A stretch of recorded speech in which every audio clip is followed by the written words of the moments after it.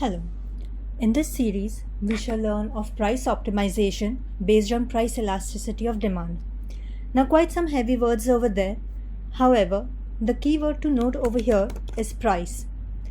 So let's break this title into two parts: price optimization and price elasticity of demand. Let's understand price optimization first.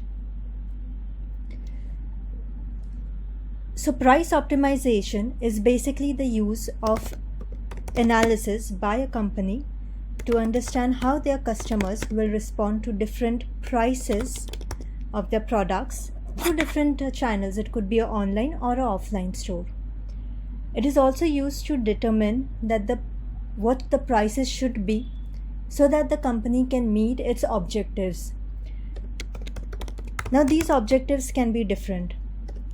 Some of these objectives could be to get more profit or get more revenue, and there could be other objectives of the company. Now, depending on what is the intention, the data that is used to be able to come up with these prices can vary a lot.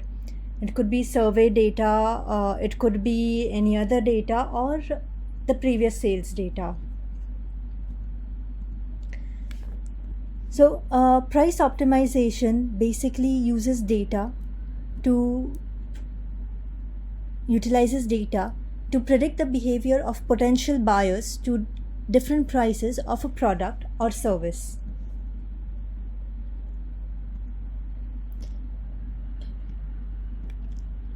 So the buying patterns, how they relate to the prices of the products.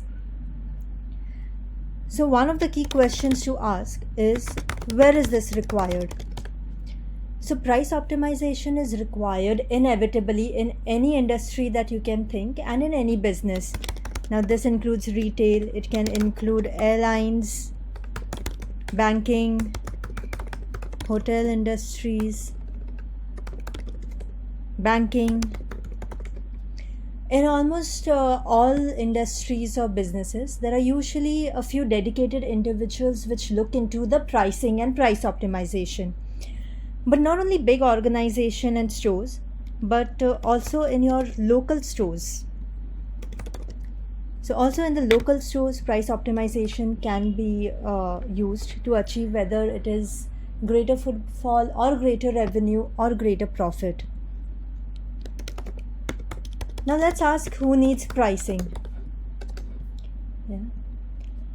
So we know pricing is required. We've already discussed where pricing is required in these different domains.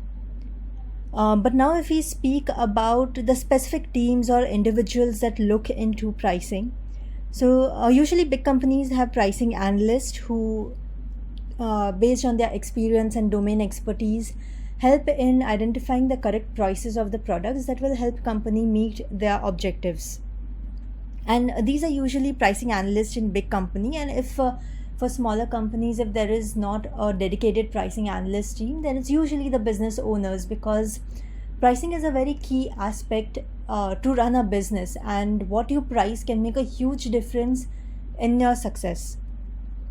So having the correct pricing is very important.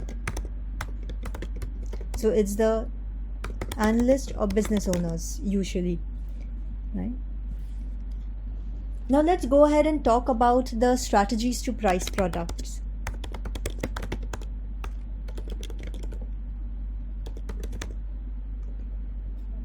So there are various strategies that can be employed to price products, depending on what your end goal is again. I think one of the most simplest forms of pricing is cost plus pricing. This is basically you're selling something for say 100 rupees and you decide that you want a 10% profit. So your selling price will be 110. So you would decide this based on what is your total procurement price, the maintenance price, the production price, everything, whatever is the total cost for you, you will add some percentage to it, and that would be your cost plus pricing. Then there's again competition based pricing.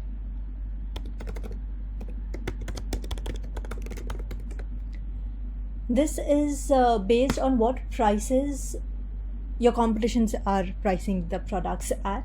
And you may have a strategy that okay, I want to be the cheapest in the surrounding area, so I will always price my products 1 or 2% less than what my competition is pricing. Then there's also perceived value based pricing.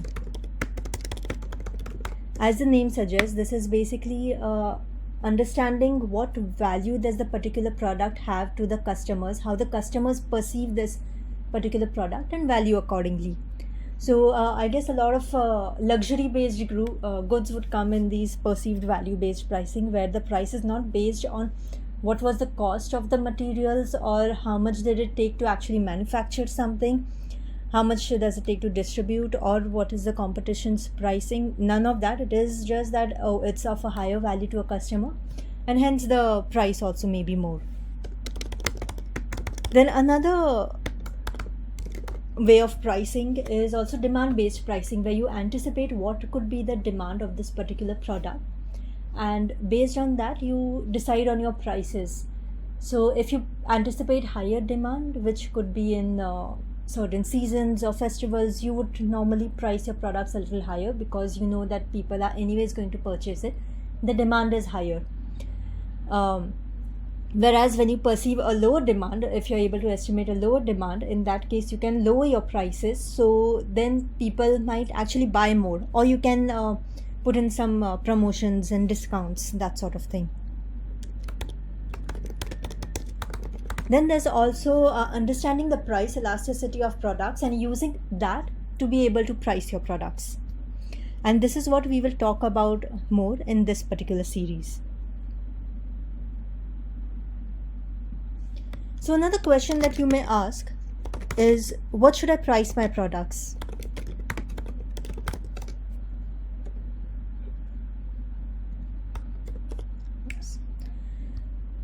So again, this would be based on what is your end goal. Do you want to increase the number of sales, as in increase the total number of goods that you are selling?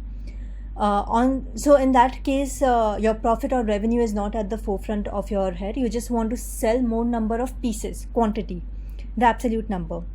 Or is it that you want more footfall in your store? And this is usually the case when there is a new store that is opening up, or even launching online. So if you remember, when any of these new companies launched, Uber, Amazon, whenever they're trying to break into a market, they have heavy discounts that they're giving to the customers, basically because they want more footfall on their website or in their store. Then it could also be whether you want to increase your total number of revenue, or you want to increase your total profit. Now your total revenue and total profit would be different. Profit is at the end, how much extra money you are making after you remove all your prices, cost prices and everything. And revenue is again just the absolute number. You might want to increase that. So we discussed things like based on sales, whether you want to increase your sales, whether you want to increase your footfall, whether you want to increase your revenue, or whether you want to increase your profit. Now, while the others are pretty straightforward to understand what strategy to go for, whether you want to increase sales, footfall, or revenue, pricing to optimize profit is what we will be discussing in this series. So another important question that you must ask is, how can I price my products with the sales data that I have? So how can I price my products? So being a data scientist, we are on the lookout of how we can use data to actually do something useful, and in this case come up with prices. And fortunately, sales data, that is the receipts, are usually available not only with big organizations but also with small stores. So sales data is usually available, and these are enough to take the first and important step to be able to price concretely based on the previous sales history rather than the gut feel, which is the case in most instances. Yeah, especially in small stores, the prices will usually be on gut feel. So we want to remove that, and we want to be able to take more concrete steps in order to be able to price products. Now, products have a property called price elasticity. So some articles also mean products. So some products are elastic while some products are inelastic.